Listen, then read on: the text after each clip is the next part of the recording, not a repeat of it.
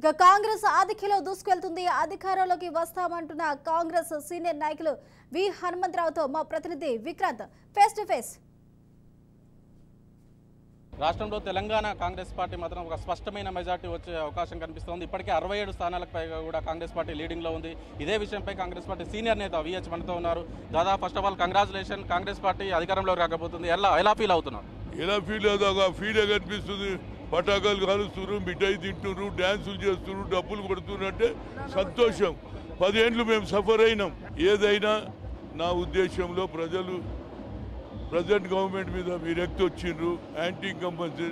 అదేవిధంగా కేంద్ర ప్రభుత్వం కూడా ఇచ్చిన మాట నిలబెట్టుకోలేదు. 2 కోట్ల ఉద్యోగాలు కానీ, అదేవిధంగా బ్లాక్ మనీ తెస్తామని కానీ, ఇవన్నీ కూడా పబ్లిక్ సెక్టార్లను ప్రైవేట్ చేయడం. ఆ తర్వాత రాహుల్ గాంధీ కన్యాకుమారి నుంచి కాశ్మీర్ దాకా నడిచి పేదల సమస్య తెలుసుకున్నాడు, రైతుల సమస్య, నిరుద్యోగ సమస్య తెలుసుకున్నాడు. అదేవిధంగా క్యాష్ వైజ్ సెన్సస్ కూడా చేస్తాం, పవర్లు వస్తున్నాడు. కాబట్టి ఇవన్నీ కూడా మాకు అనుకూలమైంది. అదేవిధంగా సోనియా గాంధీ గారు 6th డిక్లరేషన్ ప్రజలు నమ్మిండ్రు. తప్పనిసరిగా వాళ్ళందరూ కూడా ఆ నమ్మికతో మా అందరికి ఓటేసారు. తెలంగాణ సోనియా గాంధీ ఇస్తాన్నది ఇచ్చింది కాబట్టి ఆమె నమ్మికతో మాకు ఓటేశారు. మేము ఆమె వాళ్ళ నమ్మికను అమలు చేయకుండా మేము ఫస్ట్ ఆ డిక్లరేషన్ మేము అమలు చేసి తీరుతాం. మీరు 100 సభలలో కావచ్చు, ప్రెస్ మీట్లలో కావచ్చు, చాలాసార్లు తెలంగాణకు సోనియా గాంధీ కాంగ్రెస్ పార్టీకి తెలంగాణ ఇచ్చింది కాంగ్రెస్ పార్టీ, ఒక్కసారి ఓటేయండి అని పిలుపునిచ్చారు. ఈసారి అధికారంకు రాబోతుంది. ఎట్లా ఫీల్ అవుతుంది? ఎట్లా తప్పనిసరిగా ప్రజలు నమ్మిండ్రు. 10 ఏళ్ళ తర్వాత వాళ్ళకు నమ్మిక వచ్చింది. ఎందుకంటే వీళ్ళు అబద్ధాలు చెప్తున్నారు.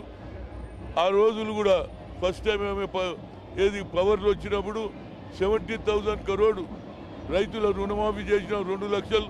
అదేవిధంగా ఏదైనా ఇచ్చిన మాట నిలబెట్టుకుంటారని ప్రజలు మా వైపు చూచారు. వీళ్ళు అన్ని అబద్ధాలు చెప్పారు.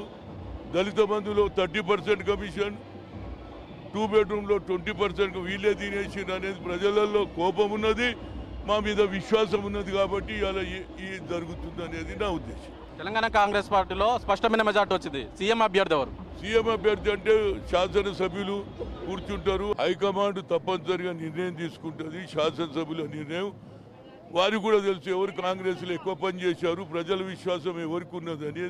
దాన్ని తప్పనిసరిగా ఆయన కామారెడ్డిలో కూడా మెజార్టీ, ఆయనకు కూడా లెక్కింపులు ఓట్లు ఎక్కువ వస్తున్నాయి కాబట్టి కొంత ఛాన్స్ ఆయనకు ఎక్కువ ఉన్నదని చెప్పగలరు. రేవంత్ రెడ్డికి అంతే కదా.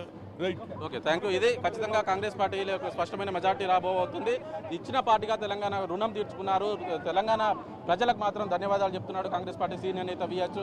మొత్తానికి ఇదిలా ఉంటే మిగతా రాష్ట్రాలైన 4 రాష్ట్రాల్లో కూడా కొంత కాంగ్రెస్ పార్టీ వెనకబడి ఉంది. అయినప్పటికీ అక్కడ కూడా అవసరమైతే భవిష్యత్తులో అధికారంలోకి వస్తే ఖచ్చితంగా ఇచ్చిన హామీలను నెరవేర్చడంలోనే మా ప్లాన్ ఉందని కాంగ్రెస్ పార్టీ సీనియర్ నేత విహెచ్ చెప్తున్నాడు. కెమెరా పర్సన్తో విక్రాంత్, గాంధీ భవన్ నుంచి.